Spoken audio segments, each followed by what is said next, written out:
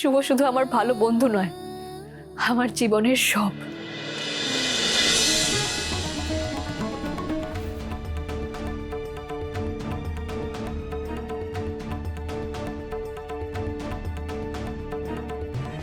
আর madam, sir আপনার ভালোর কথা ভেবেই আপনার বিয়ের ব্যবস্থা করেছেন।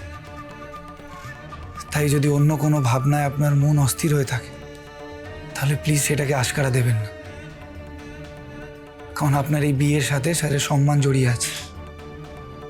হ্যাঁ, আমি জানি ম্যাডাম যে রঞ্জিনী ম্যাডাম আপনার অনেক ক্ষতি করার চেষ্টা করেছেন, আর মন্দার স্যারও সেটার সাথে জড়িত ছিলেন, কিন্তু সেই অতীতটাকে পেছনে ফেলে আপনারা নতুন জীবন শুরু করতে যাচ্ছেন। তাই যদি কোনো কিছু নিয়ে আপনার চিন্তা থাকে তাহলে প্লিজ সেটা নিয়ে না ভেবে খুশি মনে বিয়েটা করুন ম্যাডাম। আর এদিকে তো আমি আছি, আপনার বিয়েটা যাতে খুব ভালোভাবে হয় তার জন্য যা করার আমি করব। আসলাম ম্যাডাম।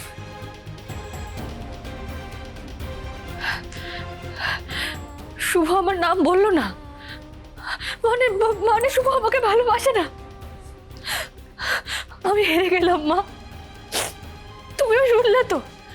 শুভ বলল ওর মনে শুধু ওর পরিবার আছে, আর কেউ না, আমিও না। এবার তো আমার এই বিয়ে থেকে পালানোর আর কোনো রাস্তা খোলা রইল না। এখন এখন আমার পরিচয় হবে আমি মন্দারের স্ত্রী।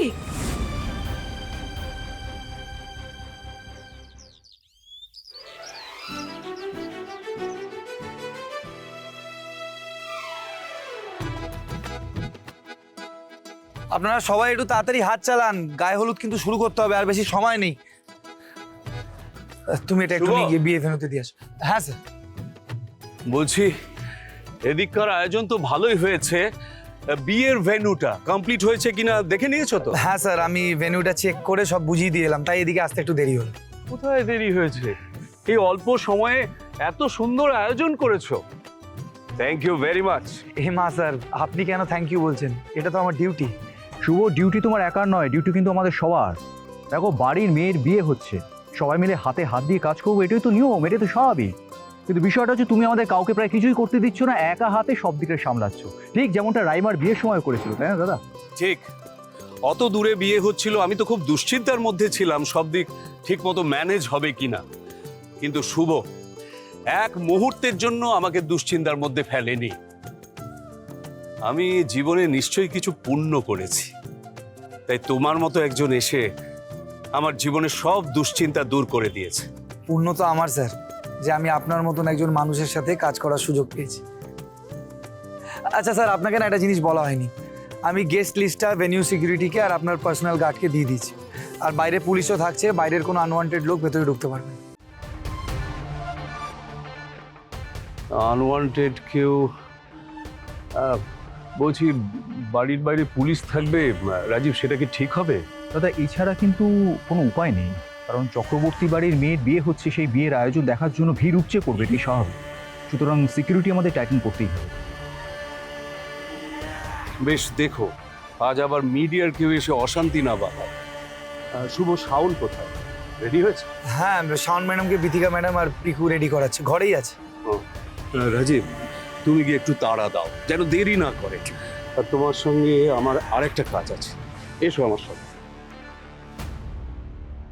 আচ্ছা, আর কিন্তু আধ ঘন্টা সময় আছে, তার মধ্যে ডেকোরেশন শেষ করতে হবে।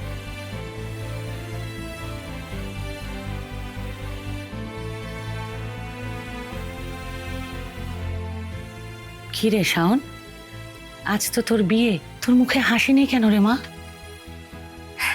কই, হে তো হাসি আছে তো। এই হাসিটাই আমি তোর মুখে সারা জীবন দেখতে চাই। আচ্ছা, বাকি গয়নাগুলো ওখানে রয়েছে, পরে নিস। আর পিকুকে যখন আমি ডাকবো তখন তুই পিকুর সঙ্গে চলে আসিস, আমি গিয়ে দেখি বাইরে গায়ে হলুদের কাজ কত দূর এগোলো, কেমন?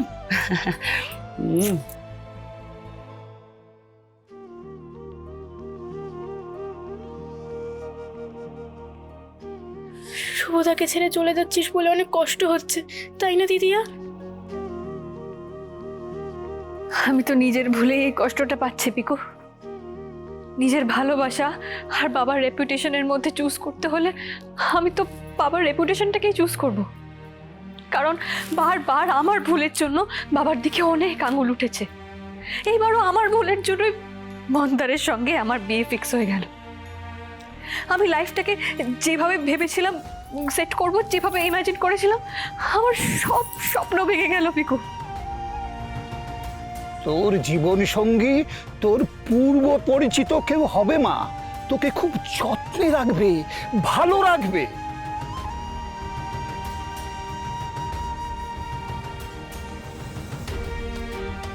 ছেলেটা কে? এমন যত্ন তো কোনো স্বামী স্ত্রীয়েরই করে।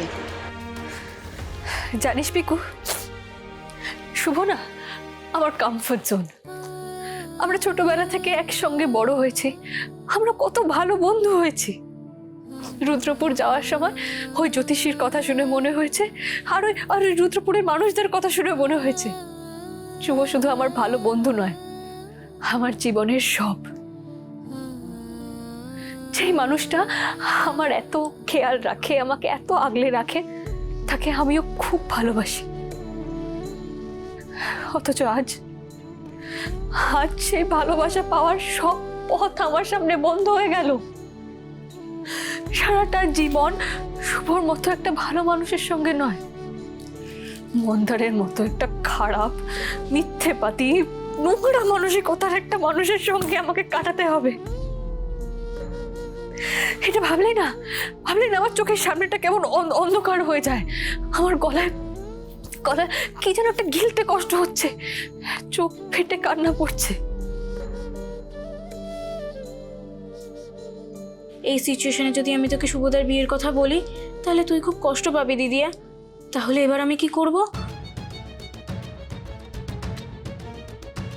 দিদি, আই থিঙ্ক তো শুভদাকে মনের কথাটা বলে দেওয়া উচিত। এখন না বললে পরে অনেক লেট হয়ে যাবে দিদিয়া। কিন্তু বলে কি লাভ? শুভ তো আমার এত ভালো বন্ধু হয়েও বুঝতে পারলো না আমি মন্দারকে বিয়ে করতে চাই না, ওকে আমি ভালোবাসি না। শুভ তো একবারও আমার বিয়েটা আটকানোর চেষ্টা করলো না, উল্টে আমাকে বলল ওর মনে নাকি কেউ নেই, আমি যেন খুশি মনে এই বিয়েটা মেনে নিই। কিন্তু ও তো বুঝতেই পারছে না ওকে ছাড়া অন্য কারোর সাথে বিয়ের পিড়িতে বসাটা আমার কাছে নরক যন্ত্রণার মতো মনে হচ্ছে। তাহলে দিদিয়া তুই সেই কথাটা শুভদাকে কি বল, হয়তো কিছু চেঞ্জ হতে পারে। শুভদা হয়তো রিয়েলাইজ করবে ও তোর জন্য ঠিক কি ফিল করে। হ্যাঁ হ্যাঁ, এটা তো তুই ঠিক বলেছিস। শুভর সঙ্গে শেষবারের মতো আমার একবার কথা বলা উচিত, ওকে আমার মনের কথা বলা উচিত। আর যদি না বলতে পারি তাহলে সারা জীবন এই আফসোস আমাকে তাড়া করে যাবে।